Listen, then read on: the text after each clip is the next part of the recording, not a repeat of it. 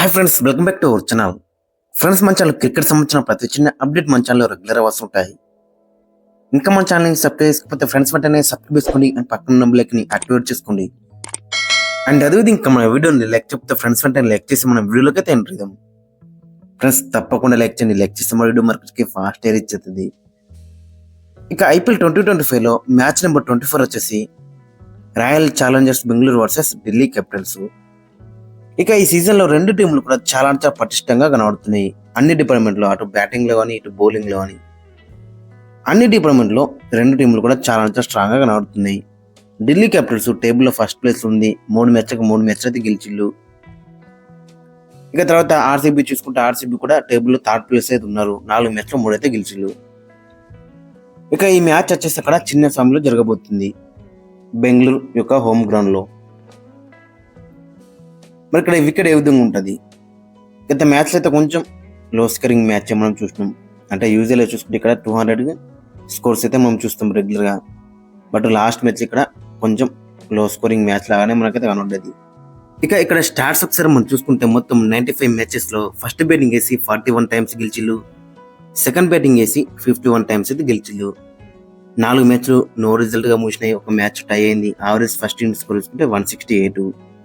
So మనకి క్లియర్గా కనబడుతుంది సెకండ్ బ్యాటింగ్కే కొంచెం ఎక్కువ ఫేవర్ అయితే ఉంటుంది. ఇక ఇక్కడ ఆర్సీబీ స్టార్ట్స్ ఒకసారి మనం చూసుకుంటే మొత్తం 92 మ్యాచెస్ అయితే ఆడిళ్ళు. దాంట్లో 44 టైమ్స్ గెలిచిళ్ళు, 44 టైమ్స్ ఓడిపోయిళ్ళు, 4 టైమ్స్ నో రిజల్ట్గా మ్యాచెస్ అయితే ఉన్నాయి. మరి ఆర్సీబీకి వాళ్ళ హోమ్ గ్రౌండ్లోనే వీక్ అని చెప్పుకోవచ్చు. దాదాపు 50-50 ఉన్నారని చెప్పుకోవచ్చు. మిగతా టీమ్స్ చూసుకుంటే వాళ్ళ హోమ్ గ్రౌండ్ కంచుకోట లెక్క మార్చుకుంటారు, ఫోర్ట్రెస్ లెక్క. బట్ వీళ్ళ చిన్న స్వామిలోనే వీళ్ళకైతే ఇబ్బంది అయితే కనబడుతుంది గత ఫ్యూ ఇయర్స్ నుంచి. అండ్ ఈ సీజన్లో కూడా ఒక మ్యాచ్ ఆడి అక్కడ కూడా ఓడిపోయిళ్ళు. ఇక వీరి మధ్య ఓవరాల్ హెడ్ రికార్డ్ చూసుకుంటే మొత్తం 31 మ్యాచెస్లో ఆర్సీబీ 19 టైమ్స్ గెలిచింది, 11 టైమ్స్ ఢిల్లీ క్యాపిటల్స్ గెలిచింది, ఒక మ్యాచ్ నో రిజల్ట్గా ముగిసింది. ఓవరాల్ హెడ్ పరంగా చూసుకుంటే మరి చాలా డామినేషన్ అయితే మనకు కనబడుతుంది ఆర్సీబీ దగ్గర నుంచి. ఇక టీమ్ సెషన్ అయితే ఫస్ట్ మనం ఢిల్లీ క్యాపిటల్స్ టీం చూసుకుంటే మన ఢిల్లీ క్యాపిటల్స్ ఈ సీజన్లో డిఫరెంట్ టీమ్గా మనకైతే కనబడుతుంది. ఆడిన 3 మ్యాచ్లో 3 అయితే గెలిచి టేబుల్లో ఫస్ట్ ప్లేస్లో అయితే ఉన్నారు. ఓపెనర్లు కానీ, మిడిల్ ఆర్డర్ బ్యాట్స్మెన్స్ కానీ, ఫినిషర్స్ కానీ చాలా బెటర్గా ఆడుతున్నారు బ్యాటింగ్ డిపార్ట్మెంట్లో. బట్ ఇక్కడ వీళ్ళకి ప్రాబ్లం ఏంటంటే లాస్ట్ మ్యాచ్లో కేరళ ఓపెనర్గా వచ్చి మంచి నాకైతే ఆడిండు, ప్లేయర్ ఆఫ్ ది మ్యాచ్ కూడా గెలుచుకున్నాడు.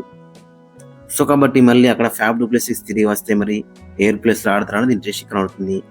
అండ్ నెంబర్ 3లో కూడా అభిషేక్ పోర్టల్ మంచి నాకు ఆడుతున్నాడు. సో కాబట్టి మరి టాప్ 3లో ఎవరు ఉంటుంది అనేది మనకి చాలా ఇంట్రెస్టింగ్ కనబడుతుంది. ఇక వీళ్ళ బౌలింగ్లో అక్కడ మనం చూసుకుంటే మిచెల్ స్టార్క్ ప్రతి మ్యాచ్లో కూడా చాలా బిగ్ ఇంపాక్ట్ అయితే క్రియేట్ అయితే చేస్తున్నాడు. ఇక ఈ మ్యాచ్లో ఏ విధంగా రాస్తారు అనేది కూడా ఇంట్రెస్టింగ్ కనబడుతుంది. ఇక మరోవైపు వీళ్ళకి చూసుకుంటే ముఖేష్ కుమార్ కూడా చాలా బెటర్ రాణిస్తున్నాడు. అండ్ మోహిత్ శర్మ కూడా చాలా బెటర్ రాణిస్తున్నాడు. పేస్ డిపార్ట్మెంట్ మాత్రం చాలా మనకి స్ట్రాంగ్గా కనబడుతుంది.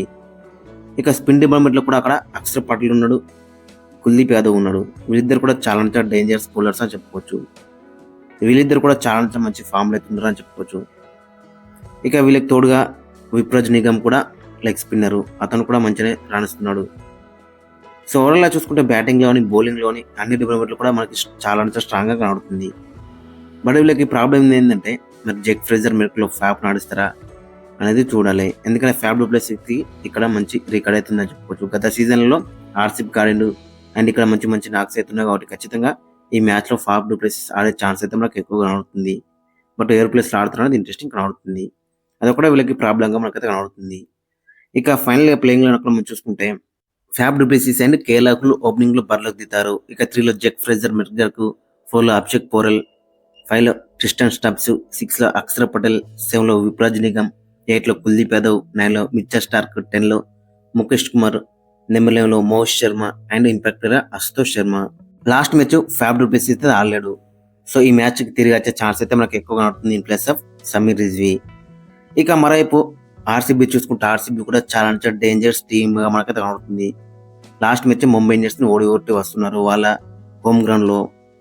బట్ ఇంతకుముందు మనం చెప్పుకున్నాగా వీళ్ళ హోమ్ గ్రౌండ్లోనే వీళ్ళకి వీక్నెస్ అయితే చాలా ఉందని చెప్పుకోవచ్చు.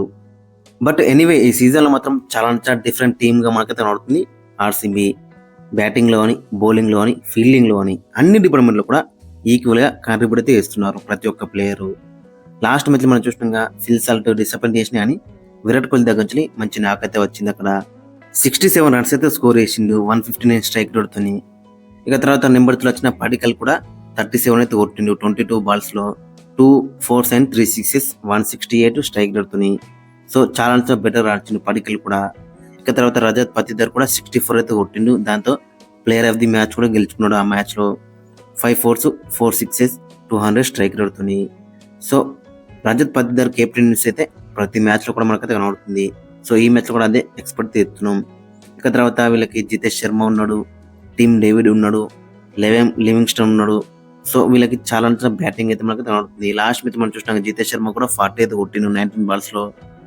ఇక లివింగ్స్టన్ కొంచెం డిసప్పాయింట్ చేసిన అని అంతకుముందు మ్యాచ్లో అయితే హాఫ్ సెంచరీ అయితే కొట్టిండు. ఇక టీమ్ డేవిడ్ లాస్ట్లో వచ్చి ఫినిష్ అయితే ఎత్తున్నాడు, మంచి ఫినిషింగ్ టచ్ అయితే ఇస్తున్నాడు టీంకి అయితే. సో ఓవరాల్ చూసుకుంటే బ్యాటింగ్ డిపార్ట్మెంట్ అనేది చాలా మనకి స్ట్రాంగ్ గా కనబడుతుంది. ఇక బౌలింగ్ లో కూడా చాలా బెటర్ రాణిస్తున్నారు. లాస్ట్ మ్యాచ్ మనం చూసినాగా ముంబై ఇండియన్స్ అగైనెస్ట్ గా వీళ్ళు ఏ విధంగా అక్కడ డిఫెండ్ చేసుకున్నారో దట్టు ఆ బ్యాటింగ్ ఫ్రెండ్లీ వికెట్ లో భువనేశ్వర్ కుమార్ చాలా బెటర్ రాణిస్తున్నాడు. ఎక్స్ దయాల్ కూడా లాస్ట్ మ్యాచ్ లో చాలా బెటర్ రాణించిండు. ఇక జోస్ అజిల్వుడ్ కూడా ప్రతి మ్యాచ్ లో కూడా చాలా ఇంపాక్ట్ అయితే క్రియేట్ చేస్తున్నాడు. లాస్ట్ మ్యాచ్ లో కూడా 2 వికెట్స్ తీసుకున్నాడు. ఇక స్పిన్ డిపార్ట్మెంట్ లో చూసుకుంటే కృణాల్ పాండ్యా లాస్ట్ మ్యాచ్ లో దట్టు ఆ వికెట్ లో 4 వికెట్స్ అయితే తీసుకున్నాడు. ఇక శ్రేయస్ శర్మ కూడా చాలా ఎకనామికల్ స్పెల్ అయితే మనకు కనబడుతుంది. సో ఓవరాల్ చూసుకుంటే కంప్లీట్ సైడ్గా మనకు కనబడుతుంది. ఇక ఈ మ్యాచ్ కి ప్లేయింగ్ లైన్ ఒకసారి మనం చూసుకుంటే Virat Kohli and Phil Salt opening లో బరిలోకి దిగుతారు. ఇక నెంబర్ 3 దేవదత్ పడికల్, నెంబర్ 4 లో రజత్ పతిదర్, నెంబర్ 5 లో లివింగ్స్టన్, నెంబర్ 6 లో జితేష్ శర్మ, నెంబర్ 7 లో టీమ్ డేవిడ్, నెంబర్ 8 లో కృణాల్ పాండ్యా, నెంబర్ 9 లో భువనేశ్వర్ కుమార్, నెంబర్ 10 లో జోస్ అజిల్వుడ్, నెంబర్ 11 లో ఎస్ దయాల్, ఇంపాక్టర్ గా శ్రేయస్ శర్మ. వీలైతే సేమ్ ప్లేయింగ్ లెవెల్తో వెళ్ళే ఛాన్స్ అయితే మనకు ఎక్కువగా ఉంటుంది. ఎందుకంటే చాలా బెటర్ రాస్తున్నారు ప్రతి ఒక్క ప్లేయర్ కూడా. సో కాబట్టి సేమ్ ప్లేయింగ్ లెవెల్తో వెళ్ళే ఛాన్స్ అయితే మనకు ఎక్కువగా ఉంటుంది. బట్ లాస్ట్ మ్యాచ్ లో ఫిల్ సాల్ట్ కొంచెం డిసప్పాయింట్ చేసిండు, లివింగ్స్టన్ కొంచెం డిసప్పాయింట్ చేసిండు. సో వాళ్ళ దగ్గర బిగ్ నాక్స్ అయితే ఎక్స్పెక్ట్ చేస్తున్నారు.